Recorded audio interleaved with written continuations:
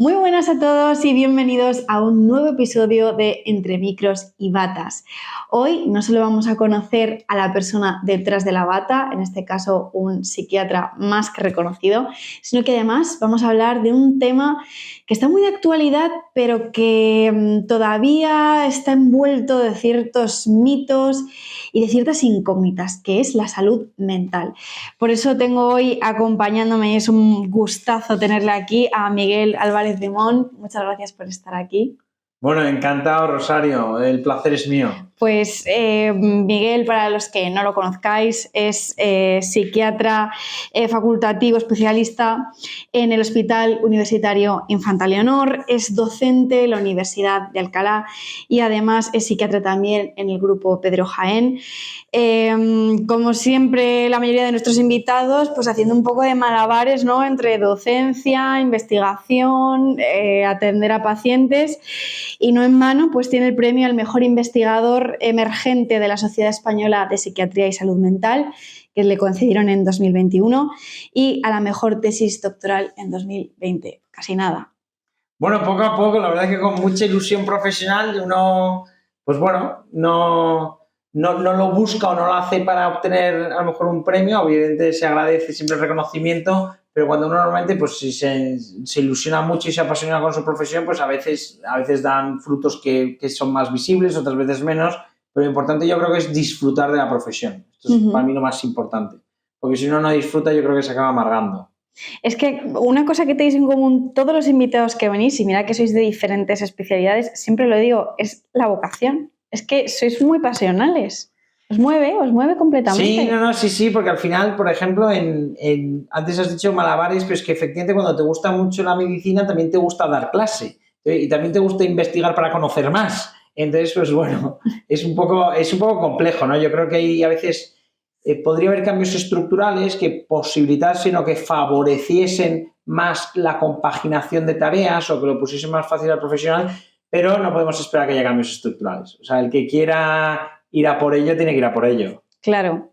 Y además que la docencia es fundamental para el trabajo que hacéis, porque al final los nuevos médicos que vienen tienen que estar no solo bien preparados, sino también motivados, ¿no? Contagiarles un poco esa pasión y ese buen hacer que tenéis los que ya lleváis una trayectoria. O sea, para mí la docencia es sobre todo muy, muy gratificante. O sea, yo creo que los estudiantes o el estudiante medio de medicina, el estudiante medio suele ser muy motivado, con mucha dedicación y luego, por supuesto, a lo mejor siempre hay alguna mala experiencia puntual. Pero vamos, es que en general la mayoría te dan un muy buen feedback de agradecimiento, de respeto. Y yo me acuerdo que la primera vez que di clase, lo que me impuso mucho respeto es ver a los estudiantes tomando apuntes, tomando nota en el ordenador o en el folio de lo que yo decía. Digo, madre mía, a ver qué digo.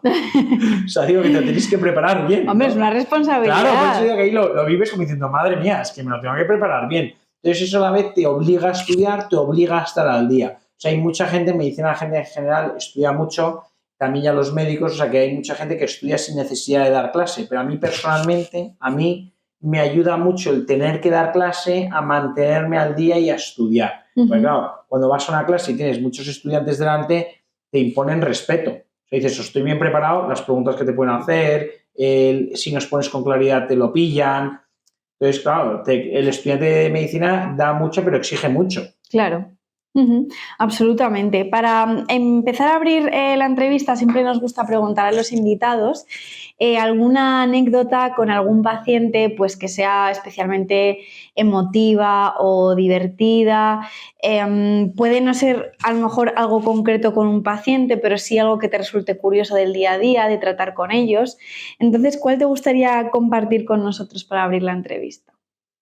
Emotiva. Puede ser emotiva, graciosa, algo, ese paciente inolvidable que a lo mejor estás comiendo con tu familia, madre mía, me acuerdo yo de aquel paciente que pasó. Tal. Es que yo creo que desafortunadamente, o al menos en mi caso, te quedas con lo que más te ha impactado o con lo más fuerte. Entonces, claro, si a mí se me vienen más a la cabeza también casos menos agradables, pero que te marcan mucho, porque normalmente te marcan mucho lo que se te escapa, ya sea que se te escapa a título personal o que se te escapa con las herramientas actuales y te deja mal sabor de boca, que de hecho eso es lo que muchas veces también te obliga o te estimula a formarte más y a intentar hacer las cosas mejor. El que va bien, pues evidentemente, pues si encima luego te es agradecido, pues eso evidentemente es súper gratificante y a todo el mundo le gusta. Pero a mí se me vienen a la cabeza pues casos a veces pues más complicados. Pues yo me acuerdo, es que en clases, que claro, lo cuento todos los años en clase, por eso me acuerdo, vamos, desde hace 3 o 4 años lo cuento en clase. En clase nosotros en psicología médica, que la damos en primera medicina, les damos a elegir entre varios libros y también entre varias películas y tienen que hacer un trabajo reflexivo sobre esa película o ese libro en cuestión. En libros, pues ponemos libros clásicos, desde El hombre en busca del sentido a otros como clásicos que tienen que ver con la psiquiatría de manera más o menos directa, para que les haga reflexiones, porque es un trabajo que eso no entra en el examen, es un trabajo reflexivo. Y en películas, una de las películas que incluimos es El Joker, porque yo me acuerdo que mi primer trabajo de adjunto fue 2 años en el Hospital de Día de Adolescentes de Vallecas, que luego ya pasé a adultos, pero empecé en el Hospital de Día de Adolescentes. Y porque luego, aparte, yo luego cuando sacaron el ministerio la posibilidad de habilitarte como psiquiatra infanto-juvenil, pues también me pareció interesante y dije, mira, pues saco esa habilitación y lo tengo porque me pareció interesante mi primer trabajo. Bueno, pues yo me acuerdo que cuando estaba en ese centro, atender a un chaval de 15 años que me dijo, he ido a ver El Joker y me he sentido súper identificado con él. Entonces yo dije, la tengo que ir a ver.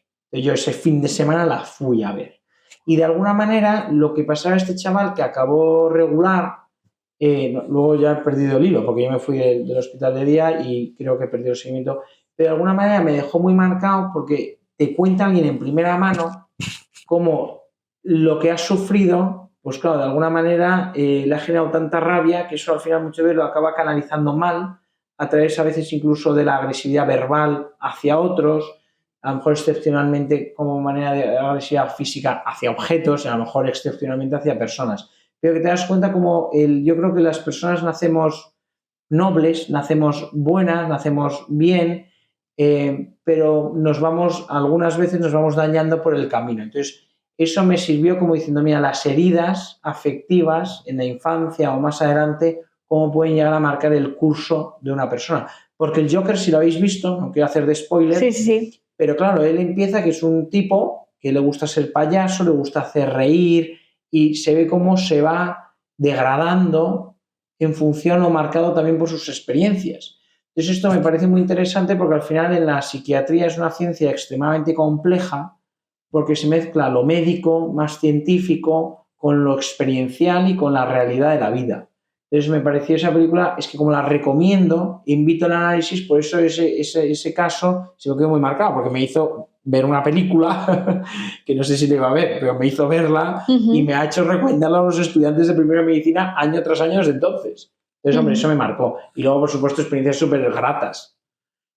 Pero luego, pues también una cosa que se te queda es cuando ves una consulta a alguien más grave y dices, joder, pero he leído en las noticias que ahora se cura todo. Claro, porque ahora yo creo que lo que está muy presente en los medios es la patología psiquiátrica leve. Se habla mucho de ansiedad, mucho de depresión. Y es verdad que hay algún artista que tiene mucho mérito, no me acuerdo ahora el nombre de este locutor de radio que hizo Por si las voces vuelven. ¿Cómo se llama? Ángel Martín. Ángel Martín tiene mucho mérito, porque Ángel Martín no te está hablando de patología ansioso-depresiva. Y yo creo que eso es más fácil porque todos de una manera u otra sentimos que lo podemos tener, o que en cierta medida, no patológica, pero que todos hemos tenido ansiedad. Entonces, yo creo que nos resulta más fácil de empatizar con... Pero claro, algo ya un trastorno psicótico, pues claro, la familia eso ya no es tan friendly en los medios. Y eso desafortunadamente hoy tiene tratamiento mejor que hace unos años, pero sigue sin tener un tratamiento curativo a día de hoy. Ya. Entonces, pues por supuesto se te vienen muchas cosas a la cabeza, pero si me tuvieses que decir una cosa, una escena, pues ahí me dejó helado cuando me dijeron he visto el Joker y me sentí identificado. Bueno, es que creo que además la historia del Joker, aunque evidentemente no, afortunadamente yo creo que ninguno acaba con ese fin tan terrible. No.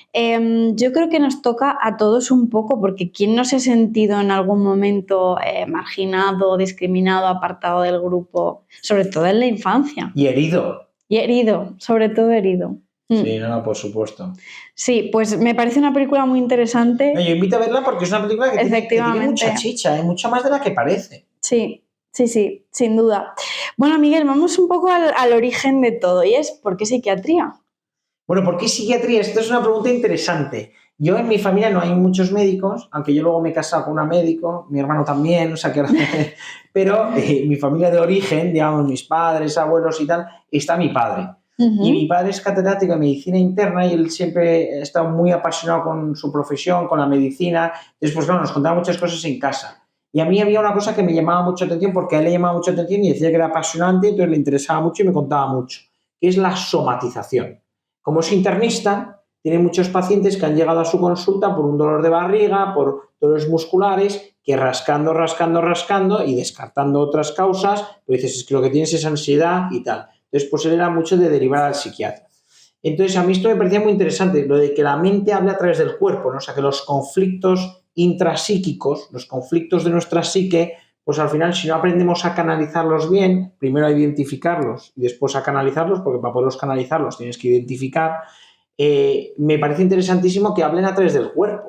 Y también una vez más, yo creo que todos hemos sentido somatización buena y mala. Es decir, que cuando te gusta alguien que dices, oye, noto algo, ¿no? Las mariposillas. Claro, o sea, hombre, todos nos hemos puesto rojos en alguna ocasión, ¿no? Es físicamente, madre mía, o sea, la vergüenza físicamente se manifiesta. Eso es una cosa apasionante. Sí, o en momentos de euforia y un poquito de pirorección. Quiere decir que es bonito. Y luego también, pues a lo mejor con exámenes, pues se me cierra el estómago o al revés, me da por comer o un poquito de diarrea. O sea, quiere decir que todos lo hemos sentido. Está claro que la somatización, si te lleva a ir al médico, es porque es un poquito más grave de lo habitual. Entonces, eso me parecía muy interesante. Y luego había otro tema muy interesante para mí, que era que en familias de varios hermanos, familias con 2, 3, 4 hermanos, lo que sea, una familia con más de un hijo, me parece apasionante, porque yo mismo, nosotros somos 3 hermanos y es que somos diferentes, que habiendo nacido en la misma familia, habiendo estado expuesto a las mismas circunstancias ambientales, quiero decir, muchas veces yendo a los mismos colegios, mismos familiares, misma educación. Cada uno es de su manera. Sí. Entonces esto me parece muy interesante. O sea, puedes tener de 3 o 4 hermanos que 1 o 2 sean muy extrovertidos y los otros 2 muy introvertidos, uno muy echado para adelante, el otro más retraído, uno más bravucón, el otro más comedido. Es que me parece apasionante. Como de varios hermanos con las mismas circunstancias ambientales, no misma genética, pero muy parecida, que cada uno tenga una manera de ser, una personalidad distinta, me parece apasionante. Entonces, esas 2 cosas son las que más me interesaban. Entonces dije, hombre, ¿qué rama de la medicina se dedica a esto? Pues eso entraba a la psiquiatría. Y ya luego entró a la psiquiatría y me llama mucho más la atención muchas otras cosas. De hecho, yo ya, el trabajo fin de grado, porque yo ya mi promoción, al menos en mi universidad, yo estoy en la Universidad de Navarra, mi promoción fue la primera en hacer trabajo fin de grado, yo lo hice en depresión. Es verdad que también la depresión me parecía interesante. Pero lo de la personalidad y la somatización me parecen interesantísimas. Es fascinante y además ahora está muy de moda, porque ahora que hay tantas series, está como tan en auge esto del true crime, la palabra psicópata, ahora todos somos expertos en psicópatas. Entonces, claro, yo que he escuchado entrevistas a criminólogos y tal, dicen, pues efectivamente, es que 2 personas criadas en un mismo ambiente, con mismos estímulos, de repente una pasa de todo y va solo a su interés y manipula no sé qué, y otra es una bellísima persona. ¿Qué pasa ahí? La verdad es que es fascinante. No, y la criminología es que esto ya se me va absolutamente de mi área de expertise, por supuestísimo, pero tengo que reconocer que siento muchísima curiosidad. De hecho, yo una vez en la carrera me planteé un verano hacer prácticas en una cárcel. Porque también siento mucha intriga por saber cómo ha llegado alguien a una cárcel y siento mucha intriga por saber cómo ha llegado alguien a una situación de estar sin techo, o sea, sin hogar, ¿no? Porque las historias, lo poco que he podido en algún voluntariado o lo que sea conocer, es que son historias súper dispares. Pero claro, eso ya se sale de mi rama, porque eso ya es más la sociología, policía o otras áreas, ¿no? Que al final a mí lo que me gusta mucho es pues, ser médico. Claro. Bueno, ya nos has dado parte de la respuesta, pero ¿qué es lo más gratificante de tu día a día como psiquiatra? Pues a mí, la verdad es que yo intento, al menos intento imitar una cosa que a mí mi padre, me vi en él, que yo creo que sin querer transmitimos con lo que hacemos. O sea, tú puedes contar lo que sea a tus hijos, pero con lo que tú haces transmites mucho más que con lo que dices. Entonces yo siempre he pensado, me parece que es una cosa muy interesante que la medicina tiene varias patas, ¿no? La asistencial, que evidentemente es la fundamental y es la que te enseñan más en la facultad, por supuesto, esta es la razón de ser de la medicina, por supuesto, pero luego también puede tener una parte, si quieres, una pata investigadora, también te puede tener una pata docente, ¿no? De dar clases en la facultad y demás. Y luego ahora, cuarto, si quieres, le puedes añadir, que esto es de los últimos 5 años, una pata también de divulgación. Bueno, el hecho es que de las 3 primeras, claro, es muy gratificante, tanto cuando ayudas a alguien que te está muy agradecido, esto es súper gratificante, cuando alguien pues simplemente te dice, oye, como te está muy agradecido, te trae hasta un pastel o una cosa casera, ¿no? Y dices, oye, simplemente por el cariño que hay detrás de eso, porque te están muy agradecidos y aparte es muy satisfactorio, ¿no? Diciendo, oye, pues realmente ha venido alguien con un problema médico que le está haciendo sufrir y se lo he solucionado, ¿no? También ya hay un aporte ya casi personal de Hombre, claro. Te sientes muy bien, ¿no? Pero luego también, por ejemplo, cuando en una investigación que lleva muchas veces muchos meses de trabajo, a veces incluso años, de muchas personas implicadas, ¿no? Que tú estás invirtiendo, no dinero, pero tu tiempo, tu ilusión, tu energía, cuando sale bien y se publica en un buen sitio e impacta de alguna manera en la sociedad, o hay gente que dice, oye, esto me ha ayudado, me he fijado en lo que tú has trabajado, tu trabajo me sirvió de guía, lo uso de referencia, también es muy satisfactorio. Y luego lo que he dicho antes, los estudiantes son muy satisfactorios. A mí, por ejemplo, después del MIR, cuando me escribe algún estudiante que te suelen escribir, ¿no? Que tú les has dado clase y te escriben, oye, ¿qué haces psiquiatría? ¿Me orientas? ¿Me quedamos? Digo, sí, pásate por el hospital y quedamos. Pues claro, es muy satisfactorio poder orientar a alguien más joven que tú. Y porque significa que les has inspirado. Claro, o sea, hombre, entiendo que si te escriben es porque les has aportado valor o que les resultas inspirador. Entonces, las 3 patas tienen gratificaciones. Hablábamos antes del Joker, hablábamos de True Crime, pero también hay una tendencia en redes sociales, yo veo cada vez más influencers, cada vez más artistas, por poner un ejemplo, Aitana acaba de hacer, ¿conoces a la cantante Aitana? Sí. Acaba de hacer un documental en Netflix en el que habla de una época donde ella ha tenido una depresión bastante fuerte y tal. Se habla mucho de salud mental, parece que está muy de moda, pero ¿realmente crees que ha habido un avance con respecto a la sociedad? ¿Hay más concienciación? ¿O que todavía sigue habiendo algunos tabúes, que hay cierta desinformación? Porque las redes tienen cosas muy buenas, claro, tienen cosas muy malas. ¿Cómo ves tú esta explosión, digamos, de conversaciones en torno a la salud mental? O sea, yo creo que tú has dado un tema claro, o sea, te has dado en el clavo cuando has dicho que al final las redes sociales, como cualquier fuente de información, puede ser buena o mala. Quiero decir que las redes sociales no dejan de ser una plataforma, es como Google, ¿no? El doctor Google de hace 5 años, pues ahora es doctor Instagram o doctor Twitter.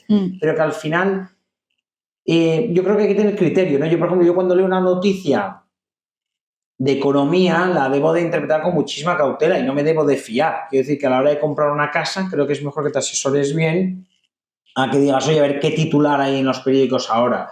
Porque mi experiencia es que cuando en redes sociales se habla de cosas de medicina y en concreto de psiquiatría, pues a veces son más acertadas que otras veces. A mí me gustan mucho los influencers que son profesionales. No los influencers, quiero decir, profesionales y, si es posible, de prestigio. Quiero decir que son profesionales de prestigio y que se han empezado a hacer vídeos o divulgación en redes sociales. ¿Por qué? Porque luego hay unos perfiles pues de gente que es gran comunicadora, que tiene muchísimas, pues eso, que se dedican más a la comunicación, con a lo mejor un graduado en nutrición o en psicología y tal, pues diciendo, bueno, tu labor profesional principal es tu canal de Instagram, o sea, quiere decir que has hecho esto tu profesión, que es fantástico. O sea, que tiene muchísimas cosas buenas, pero a veces hay que entender que lo que pretenden es que sus posts sean virales. Eso es un poquito lo que antes te hablaba con experiencias malas. Yo me acuerdo de unos padres, de un paciente con esquizofrenia que decían, joder, esto no se habla. Claro, pues porque sabes que esto no se va a hacer viral ni la gente le va a dar like y tal. Entonces, claro, también hay que entender que en las redes sociales los que hacen post y tal, pues lo que buscan es también que guste. Entonces, también muchas veces dicen lo que la gente quiere oír. Esto también hay que tenerlo en cuenta, pero esto como en cualquier canal de información. Entonces, yo creo que es bueno que la información sea accesible, pero yo creo que todos tenemos que tener criterio. Y yo creo que donde esté un profesional, que se quite un medio de comunicación. Quiere decir que si tú tienes acceso a preguntarle a tu psiquiatra o a tu médico de cualquier especialidad una duda propia de su especialidad, me fiaría mucho más que de lo que leas en redes sociales o en cualquier otro canal. Porque eso no es muy típico que vas al médico ahora y te dicen, no, pero yo he visto no sé qué en redes. Y bueno, pues vete a donde lo hayas visto y que te traten allí. Y digo, porque es mucho más fácil vender humo en redes sociales o en un periódico o en Google o donde sea que en la consulta. Cuando tienes a un paciente delante, a ver si le vendes humo. Ya. Claro, porque no le puedes generar falsas expectativas. Entonces, porque luego va a volver. Y va a decir, oye, esto que me dijiste tú no es verdad. o no me ha servido, porque tú mismo cuando prescribes algo eres cauto y dices, oye, pues esto suele ir bien, pueden aparecer estos efectos secundarios, que decir, le escribes el panorama. Yo evidentemente no tengo una varita mágica, no sé cómo te va a ir a ti, pero te puedo contar, oye, pues en personas con tus antecedentes, con tu perfil, con estas características, pues la probabilidad de que vaya así es asá. Sin embargo, claro, tú en redes sociales puedes soltar un post o un vídeo súper guay que luego dices, esto no se corresponde con la realidad, es demasiado optimista. Entonces yo creo que teniendo en cuenta eso, yo creo que con buen criterio es muy bueno lo de las redes sociales, porque creo que nos da acceso a muchas profesiones, pero yo creo que hay que elegir bien a quién se sigue. Eso por un lado. Y luego yo creo que sí que se ha avanzado mucho y creo que es muy positivo, pero como cualquier cambio entraña riesgos. Por ejemplo, a mí me preocupa ciertas series de televisión, por ejemplo, había una serie hace unos años que se llamaba To The Bone, que en mi opinión idealizaba un poco los trastornos de la conducta alimentaria. Yo me acuerdo que en 2018 se hizo súper viral, pero súper viral, 13 razones, 30 Reasons Why. Yo la vi. La primera, yo también la vi porque genera tanto ruido que digo, la tengo que ver para poder opinar. Pues la primera temporada, que fue la más sensacionalista del mundo, fue súper viral, fue súper vista. Pero si tú la ves, o sea, se salta todas las recomendaciones de cualquier institución medianamente rigurosa, porque hace una idealización del suicidio. Y además, ¿no? Que cada capítulo es una razón y tal, y la escena final súper gráfica y tal. Pero ¿qué pasa? Que esa serie se hizo súper viral. Se hizo, vamos, de las más vistas del año. En cambio, es súper perjudicial, es súper nociva. ¿No? Pero bueno, que también tú cuando ves Élite o tantas otras series, vamos, los protagonistas se meten de todo. O sea, quiero decir que con esto es lo que quiere decir que tener cabeza, pero que algo se haga visible no quiere decir que se haga visible de la manera adecuada ni que sea bueno. Lo digo porque, por ejemplo, con las autolesiones hay cierto efecto de contagio social. Entonces, tampoco es bueno las autolesiones en adolescentes y tal, hay que informar de ellas y creo que es muy bueno darles visibilidad, pero no hay que promocionarlas. O sea, no puede ser guay autolesionarte. Digo, pero ¿por qué no puede ser guay algo que sea malo para la salud? No sé si me entiendes. O sea, sí. Es que hay que encontrar ese equilibrio entre no es bueno estigmatizar y al que sufre hay que ayudarle. Y es bueno informar para que la gente pueda pedir ayuda. Oye, a mí me pasa esto. O a lo mejor gracias a eso se levanta una conversación en casa. Pero entre visibilizar y idealizar creo que hay un paso. O sea, nos tenemos que salir de la estigmatización, pero no caer en la idealización. Porque tener una enfermedad psiquiátrica no es algo bueno, o sea, no es algo guay. Pero que tampoco es bueno tener un cáncer de pulmón. No sé si me entiendes. O sea, es que entraña mucho sufrimiento. Por eso digo que no es algo con lo que se deba frivolizar. Sé que nos vamos a desviar un poco, pero es que me parece muy interesante que hayas hablado del suicidio, porque no sé si sabes que a nivel de comunicación hay un pacto de prensa para tratar este tipo de noticias y no hacer efecto de llamada, ¿no? Un poco lo que comentabas de no idealizar, no romantizar. Pero claro, de lo que no se habla no existe.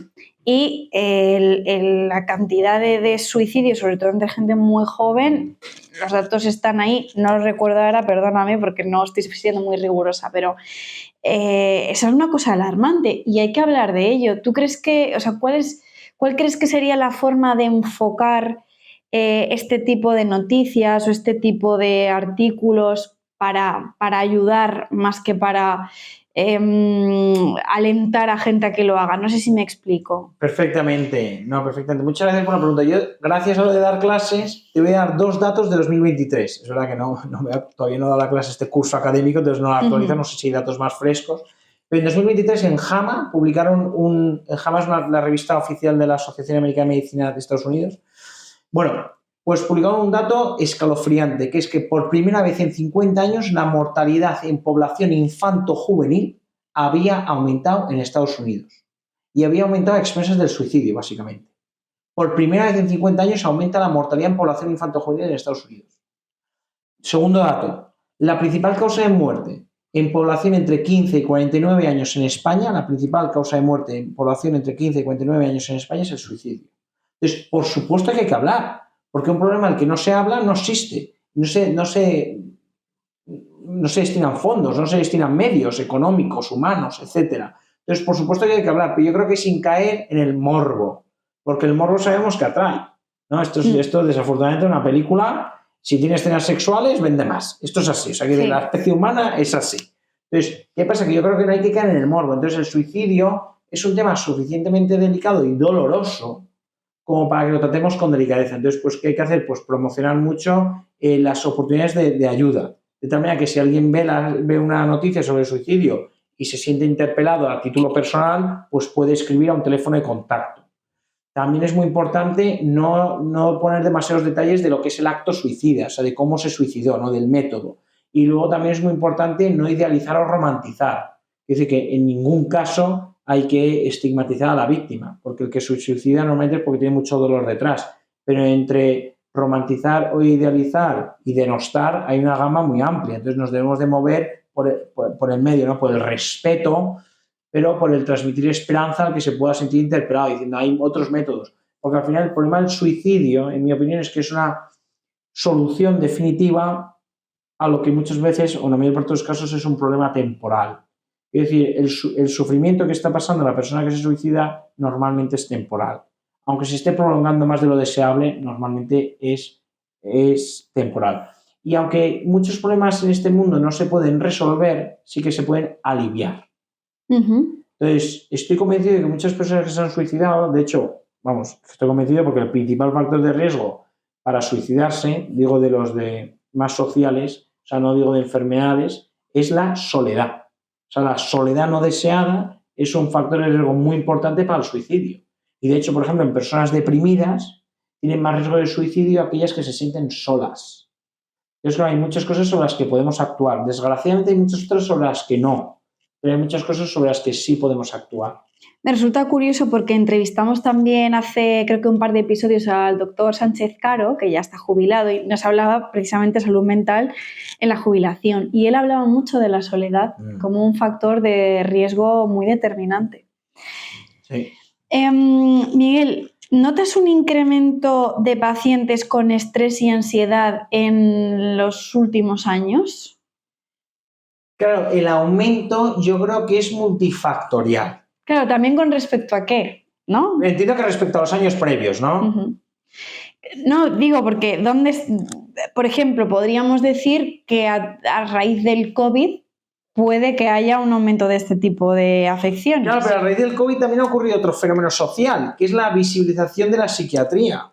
Uh-huh. Entonces, ¿eso qué pasa? Que mucha gente que antes no pedía ayuda, ahora la pide. Es decir, que no son nuevos casos, son casos simplemente que ahora van a consulta. No sé si me entiendes. No, es interesante este punto de vista. Entonces, claro, esto, yo en mi opinión, las estadísticas también hay que interpretarlas con la realidad del momento, ¿no? Por eso me parece que los historiadores hacen una labor espectacular, porque a mí interpretar el pasado me parece muy difícil, porque hay que interpretar los datos hablan por sí mismos, sí, pero bueno, sí y no. O sea, también hay que entender el contexto de esos datos. Entonces, claro, estoy convencido que esa misma persona que en 2022, en 2023 o en 2024 o 2025 acude al psiquiatra, a lo mejor con esa misma sintomatología en el año 2002 no hubiese acudido. No se planteaba acudir a un profesional. O en el 2012. O sea, quiere decir que esto también hay que tenerlo muy en cuenta. O sea, que al final hay cosas que cuando se visibilizan salen, pero no es que antes no estuviesen, es que antes estaban pues debajo de la alfombra. Uh-huh. ¿Y notas un incremento del estrés y la ansiedad en colegas de profesión? El famoso burnout. Yo creo que, hombre, en el momento en el que grabamos este capítulo, el sábado, vamos, que la han pospuesto por la lluvia, pero quiero decir que va a haber una manifestación de los médicos. Yo creo que ahora mismo estamos en un momento donde no nos sentimos, voy a decir, no nos sentimos, para no entrar en valoraciones políticas, pero creo que hay un alto porcentaje de los médicos que no nos sentimos suficientemente valorados por el sistema.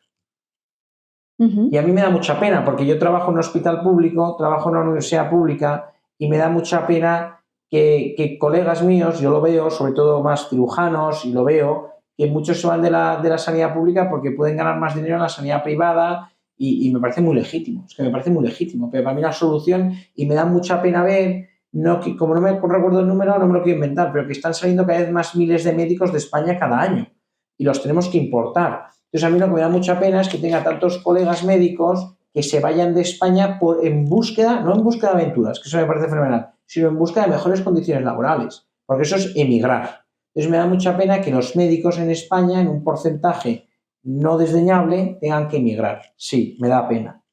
Uh-huh. Además que eso, egoístamente, por la parte que a mí me toca, repercute en el paciente. Es que el paciente se puede ver afectado. Total, pero si es que si la sanidad pública la tenemos que cuidar entre todos, en mi opinión, esto es como una empresa, que hay que cuidar mucho a los trabajadores, porque si los trabajadores se te van. Entonces, si se te van, el servicio que presta la institución en cuestión es peor. Uh-huh. Además es que con el sistema concretamente de salud mental hay un colapso que es evidente. O sea, para cualquier especialidad hay unas listas de espera en la sanidad pública terroríficas. Pero claro, por ejemplo, un psicólogo que necesita hacer un seguimiento muy frecuente de un paciente, a lo mejor lo ve cada 4 meses. Entonces, yo creo que aquí hay un tema que yo entiendo que políticamente no interesa. Lo entiendo perfectamente, ¿eh? Lo entiendo perfectamente porque no sería muy popular. Pero lo que tampoco puede ser es que atendamos a todos los pacientes con la misma urgencia ni con la misma frecuencia. ¿Qué quiero decir? Que a día de hoy, tú cuando pides una lista de espera, hombre, hay derivaciones urgentes. Por supuesto, si el médico de familia lo ve oportuno. Pero quiero decir que el tiempo de espera tendría que también depender de la gravedad de lo que presentas. Porque si alguien que presenta simplemente sufrimiento normal de la vida, pues un despido laboral, ruptura de pareja, estas circunstancias son dolorosas, pero que son parte de la vida. Claro, es que si pide cita con el psiquiatra, es que si le haces esperar 8 meses ya se le va a resolver espontáneamente. En cambio, la que tiene una sintomatología más grave, que a lo mejor no quiere ir al psiquiatra, pero es precisamente el que más lo necesita, o patologías que son más o menos frecuentes pero que son graves, un trastorno de la conducta alimentaria, un episodio depresivo moderado o severo, pues claro, no les podemos tener 2 o 3 meses sufriendo, porque encima cuanto más tardes en actuar, peor pronóstico. Entonces, de alguna manera, yo creo que sería interesante crear un sistema, o sea, crear una manera de cribar la gravedad y, por tanto, la urgencia. Y luego, claro, tampoco el sistema sanitario tampoco va a atender todas las demandas, porque si no las demandas serían infinitas. Es decir, que también yo creo que tan importante como tratar es decir que no tratas. Porque si quiero tratar esto, tengo que dejar de tratar aquello. Entonces, claro, yo creo que la línea en psiquiatría es más difusa. Uh-huh. ¿Crees que habría algunas, pues, por ejemplo, ¿no? Estos sufrimientos puntuales del devenir de la vida? ¿Crees que a lo mejor si se les diera herramientas a los médicos de cabecera para tratar a este tipo de pacientes, se descargaría un poco lo que es la salud mental? O sea, no lo El sé. sistema, yo la verdad es que no estoy... La política no está entre las patas que yo quería para mi carrera, o sea, que no estoy nada interesado en la política, pero creo que es difícil, porque los médicos de atención primaria ya tienen muchas cosas, o sea, que ya tienen mucho trabajo. Entonces, yo creo que la cuestión de fondo es decidir qué tratamos y qué no tratamos, o sea, qué es lo que ponemos en nuestra cartera de servicios. Y yo entiendo que el malestar de la vida no puede estar en la cartera de servicios, es que no da la vida, o sea, es imposible cubrir esa demanda. Uh-huh. Entonces, yo creo que la raíz del problema no es cargar, o sea, la solución no pasa por cargar más a los médicos a otros especialistas, ni cargar a otros especialistas, sino, bueno, pues pensar bien o decidir que sí, que no. Uh-huh. Entonces, ¿sería una mejora que tú introducirías el sistema, el poder hacer esa criba, igual que cuando tú vas a urgencias, por ejemplo, y te hacen un triaje? El tener un sistema para poder cribar a este tipo de pacientes, ¿crees que sería una mejora notable? Hombre, sí, así, comentar una conversación informal, sí, pero yo entiendo que de aquí a implementar hay que darle mucha pensada y es muy complejo. Claro, a ver, pero, es una conversación en petit comité. Es una conversación informal, yo te diría, Sí. creo que por ahí podría ayudar. Creo que podría ayudar, pero vamos, implementar eso entiendo que es muy complejo. Uh-huh. ¿Y qué otro tipo de mejoras tú crees que serían efectivas a corto o medio plazo? Bueno, la terapia grupal en muchas patologías ha demostrado eficacia, creo que eso es muy eficiente. Y luego, pues yo creo que los médicos de atención primaria, pues de alguna manera hay que cuidar también la atención primaria, porque yo creo que muchas veces derivan por falta de tiempo y por saturación. Y luego, pues la especializada, yo creo que también tenemos que tener claro qué tratamos, qué no y cuándo damos altas, porque, bueno, pues muchas veces los pacientes se sienten bien atendidos y les da seguridad tener unas revisiones, pero bueno, también hay que saber dónde tenemos que cortar. Uh-huh. Antes hablabas de una serie que es, o una miniserie, no recuerdo bien, que es To The Bones, que yo también la he visto y bueno, es que además yo lo he vivido en segunda persona, ¿no? Un caso de una amiga con anorexia. Y retomo también las redes sociales. ¿Tú crees que las redes sociales, con el contenido que se está haciendo a día de hoy, porque oye, las tendencias van cambiando, están afectando en gran medida a este tipo de trastornos? Porque hay mucha presión estética. O sea, yo soy la primera. Me considero una persona que equilibrada, ¿no? En general, pero yo soy la primera que veo un montón de chicas despampanantes constantemente vendiéndome el pintalabios, el rímel, el no sé qué. Y, joder, a veces tienes tus momentos de crisis. Totalmente de acuerdo. Mira, a mí, como te decía antes, a mí me gusta mucho la investigación y una de las cosas en las que más investigo es en redes sociales. Y de hecho, pues con varios colegas, pues por ejemplo con Rosa Molina, que colabora en muchos proyectos de investigación, pues a través de su canal de Instagram y a través de otros medios de difusión, también lo comparto yo, pero evidentemente ella es mucho más activa, también tiene un podcast de mucho éxito. Bueno, pues reclutamos participantes y les hacemos unos cuestionarios, les pedimos que rellenen unos cuestionarios en los que les preguntamos sobre su manera de usar las redes sociales y distintos desenlaces de salud mental. Ahora mismo, en el momento en que grabamos este podcast, tienes tanto en mi perfil de Instagram como en el suyo la posibilidad de participar en un proyecto en el que una de las cosas que vamos a mirar son los retoques estéticos, cómo influyen las redes sociales en el tema de los retoques estéticos y el deseo de hacerte retoques. Entonces, eso no te puedo dar respuesta a ese tema concreto porque lo estamos estudiando ahora y a ese tema en concreto, pero me ha hecho mucha ilusión. Como también uno de mis trabajos es con dermatólogos, pues claro, me hace mucha ilusión todo lo que tiene que ver con la estética porque influye mucho en nuestra autoestima y en nuestra percepción de nosotros mismos. Pero lo que sí que te puedo decir es que en trabajos que ya hemos publicado, y con muestras de 600 y de 1000 participantes, o sea, estoy hablando de muestras grandes. Una de las cosas que hemos estudiado es hemos estudiado los participantes y nos hemos dividido entre aquellos que utilizan Instagram menos de 1 hora al día, de 1 a 3 horas y de más de 3 horas al día de uso de Instagram diarios. O sea, usar Instagram más de 3 horas al día. Y lo que hemos visto es que aquellas personas que usan Instagram más de 3 horas al día tienen peor autoestima, mayor tendencia a la comparación física y mayor insatisfacción con su imagen corporal. Como esto nos ha parecido muy interesante en el proyecto que estamos haciendo ahora mismo, también miramos comparación social. Porque evidentemente las redes sociales invitan mucho a la comparación. Yo también, a todos nos pasa, yo el primero que te metes en Instagram y dices, tío, yo soy el único tonto que está aquí trabajando esta tarde, porque está aquí todo el mundo de viaje, tomándose una copita en la terraza fabulosa. O sea, en redes sociales todo el mundo triunfa o disfruta. Y además parece que es facilísimo triunfar. No, es que no triunfas porque no quieres, porque no te levantas a las 5 de la mañana y no haces 20 abdominales cuando te levantas. Y nadie pone cuando estás sufriendo, nadie pone las derrotas, etcétera, etcétera. Entonces estoy de acuerdo, pero yo creo que ahí también uno tiene que tener la capacidad de dominarse y diciendo ponerse un límite.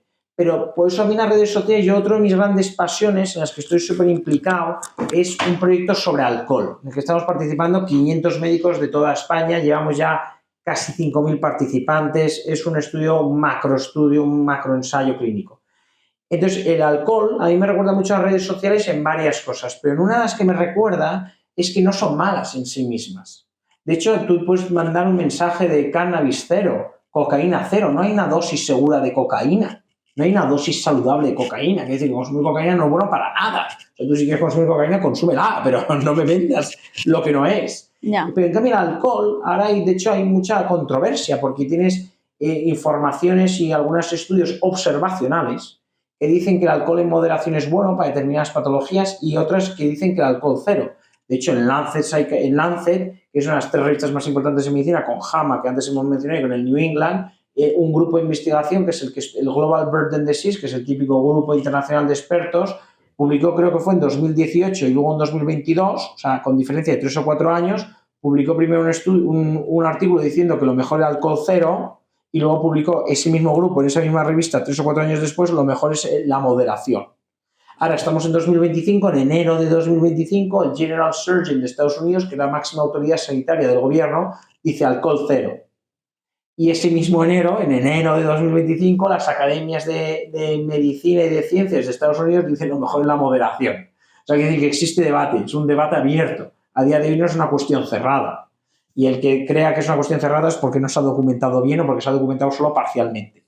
Entonces, las redes sociales, yo creo que yo no soy un demonizador de las redes sociales, si no, no las usaría. Claro. Es decir, yo no me meto cocaína porque pienso que es mala. Yo las redes sociales las uso, pero pienso que hay que aprender a controlarlas. Y sí que creo que hay que tener muy en cuenta el efecto que tienen nosotros. Y esa tendencia a compararnos la tienen. Yo soy el primero que si está aburrido recurre a las redes sociales. Y el otro día mismo me replanteaba qué cosas estoy dejando de hacer por usar redes sociales. Yo las uso a veces, pues por la noche después de cenar y tal, digo, pues a lo mejor podría leer un libro. O sea, que yo creo que sí que es bueno también pensar sobre... Pero también, oye, ¿qué uso hacemos de la comida?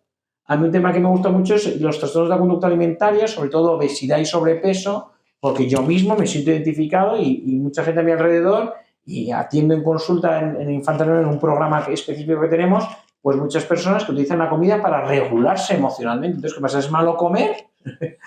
Hombre, en sí mismo no. No, correcto. Entonces, con las redes sociales me parece algo parecido. Yo conocí a mucha gente, a gente fantástica, con la que ahora colaboro profesionalmente a través de redes sociales. Pero también me he ido de viaje a un sitio que he visto en redes sociales. O sea, quiero decir que no creo que sean malas en sí mismo. Depende mucho del patrón de uso. Es que es un melón importante este de las redes sociales. Totalmente de acuerdo, totalmente de acuerdo. Pero Sí. entonces ahí el algoritmo nos delata, porque el algoritmo averigua que te gusta. Entonces, si tú dices, oye, que solo me están saliendo mujeres maquillándose y tal, y dices, joder, pues igual tengo que empezar a fomentar otro tipo de contenido. O a lo mejor tengo que desconectar una semana. O sea, que a veces también nos puede pasar con otras sustancias. O sea, yo no creo que las redes sociales sean malas en sí mismo. Porque yo te podría contar cantidad de cosas buenas que me han pasado por redes sociales o a través de redes sociales. Su mal uso lo que genera. Su mal uso. Lo que pasa es que está por definir cuál es el mal uso de las redes sociales. Y esto yo creo que esto son las cosas donde a mí particularmente me pone un poco nervioso que todo el mundo opina. Digo, bueno, aquí todo el mundo puede opinar. Perfecto, me parece bien. Pero no te leas o no te fíes de todo lo que todo el mundo opina. Vamos a ver qué papers hay detrás. O sea, qué estudio, qué tipo de estudio, con qué metodología, cuántos participantes, quién lo ha hecho, etcétera, etcétera. Porque yo veo que aquí opina de redes sociales todo el mundo, pero no veo a todo el mundo investigando sobre el tema. No sé si me entiendes lo que quiero decir. Absolutamente. Habrá que invitarte entonces cuando termine este estudio que estás haciendo con la doctora Rosa Molina, claro, porque ahora sí. tendremos que saber en qué queda la cosa. Vale, hemos hablado de un impacto negativo de la tecnología, pero ahora quiero que vayamos al otro extremo.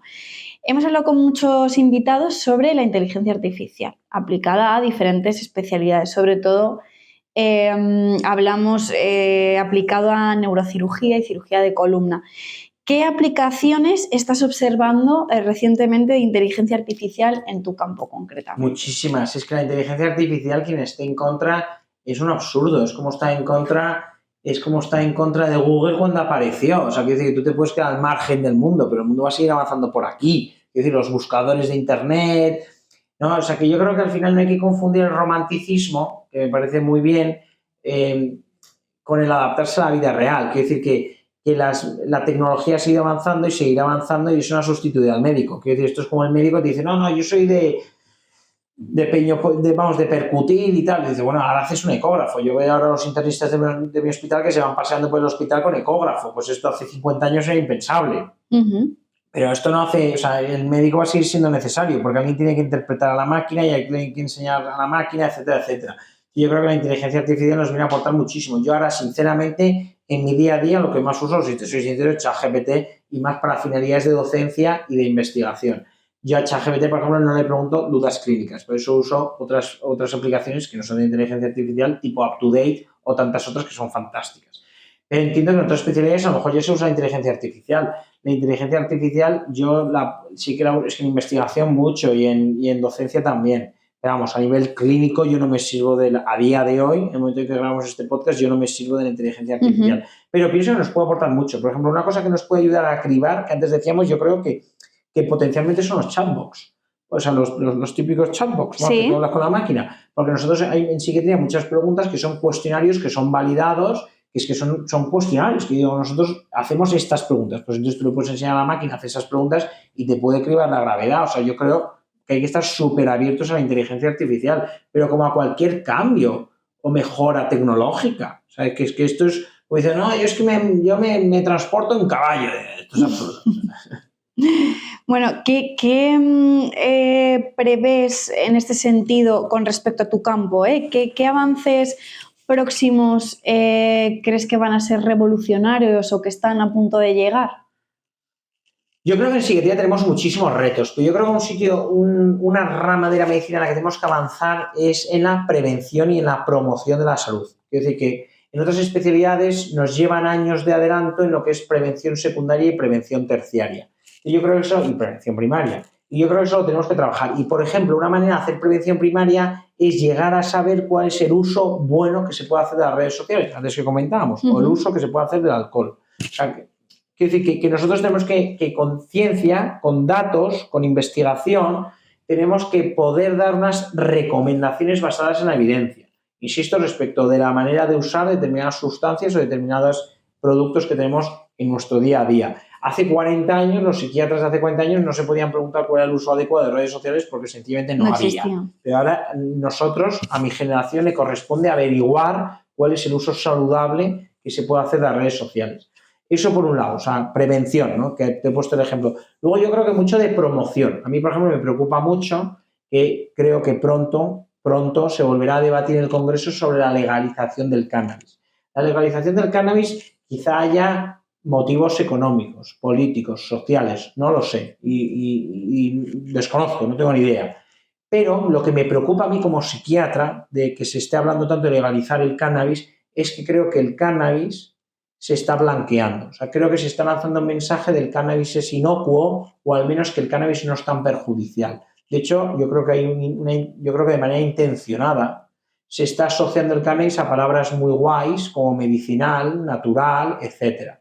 Yo creo que es intencionado porque yo creo que la industria del tabaco se ha tenido que desplazar hacia otro lado porque cada vez se fuma menos. Claro. Porque no es que yo sea paranoico, pero hombre, tampoco intento no ser muy ingenuo. Quiero decir que yo creo que hay muchísimos intereses comerciales detrás de la legalización del cannabis y creo que se está intentando blanquear. Y yo creo que los psiquiatras, insisto, con muchísimo rigor y basado en datos, en ciencia, debemos de opinar sobre estos temas. En concreto el cannabis es que es incontestable la evidencia que hay, pero incontestable. O sea, es muy perjudicial para la salud mental, más riesgo de suicidio, psicosis, etcétera, etcétera. O sea, es cierto que dispara, lo mejor, porque se oye mucho, o sea, yo creo que es bastante popular, ¿no? En conversaciones, a lo mejor entre amigos, que a lo mejor alguien que tiene una esquizofrenia, por ejemplo, latente, estoy hablando en términos muy de andar por casa, que es el consumo de cannabis lo puede activar. ¿Eso es cierto? Totalmente cierto, totalmente cierto.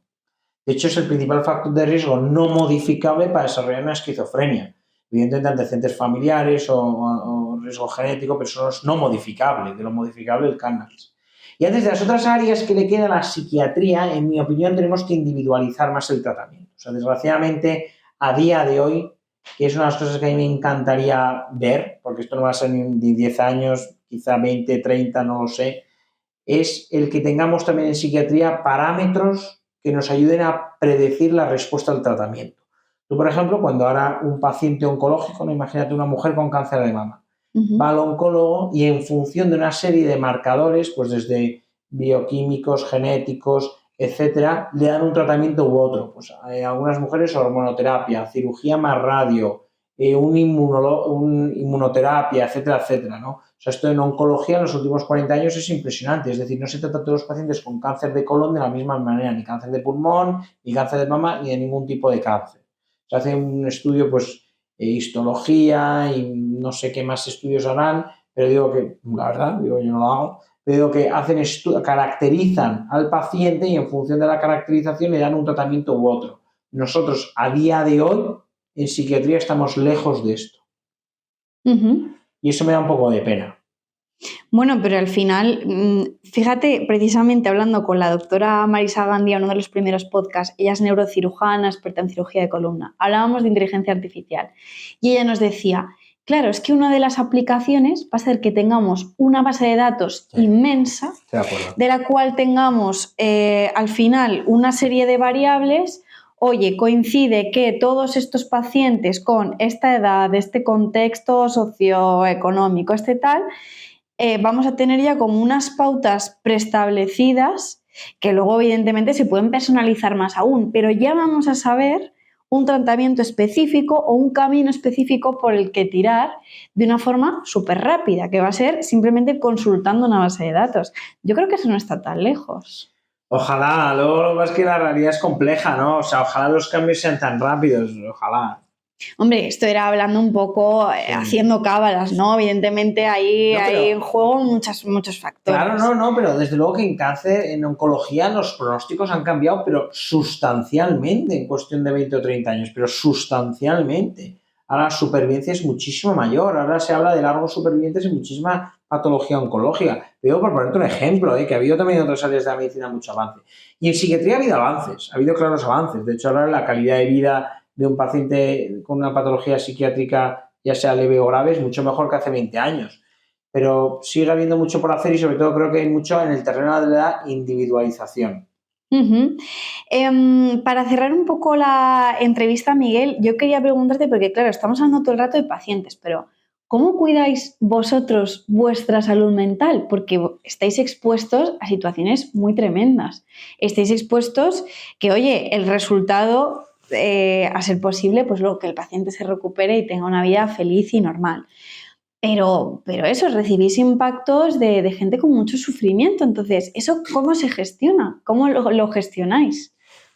O sea, es una pregunta muy buena y yo sobre todo creo que eso es una cosa que habría que enseñar o habría que contar a los residentes o incluso a los estudiantes de final de la carrera.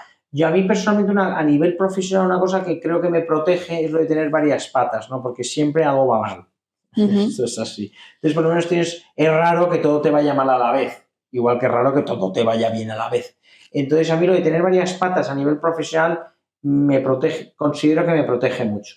Y luego, pues también, pues bueno, la verdad que tengo mucha suerte de que también a nivel personal, digo, estoy muy bien en mi familia, digo que eso es una suerte.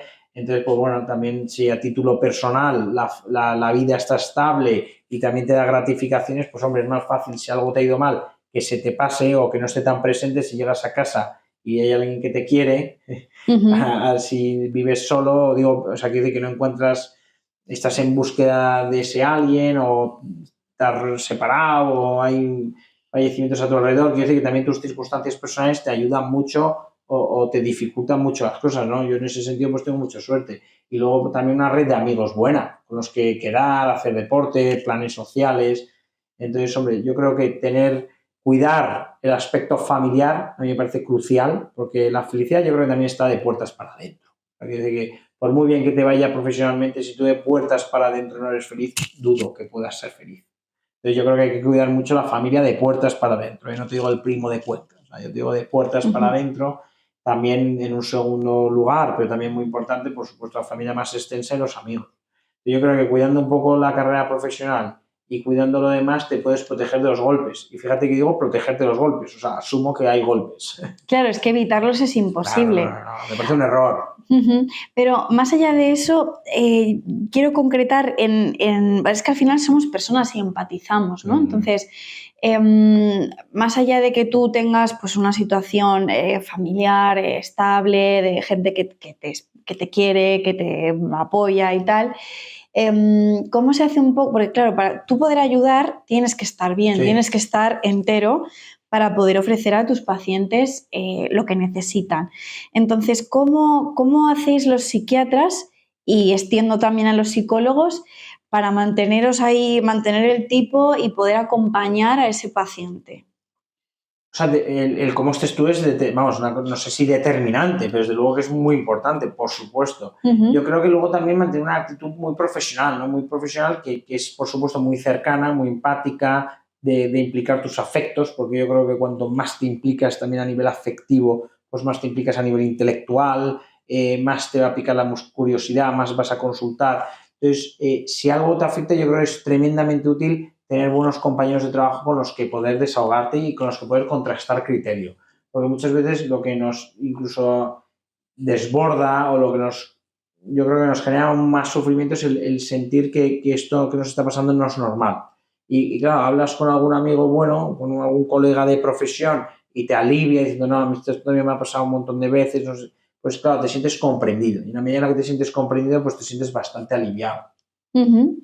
Bueno, Miguel, definitivamente tienes que volver porque tienes unos estudios de los cuales queremos saber las conclusiones, así que aquí te esperamos con los brazos abiertos y ha sido un auténtico placer tenerte aquí. Bueno, pues muchísimo gusto porque el placer ha sido mío. Aquí, la verdad que con nuestros patrocinadores y aquí en la sede estoy encantado. O sea que muchas gracias. Fenomenal. Y a todos vosotros, como siempre, muchísimas gracias por estar al otro lado de los auriculares o de la pantalla. Nos vemos en el próximo episodio de Entre Micros y Bata.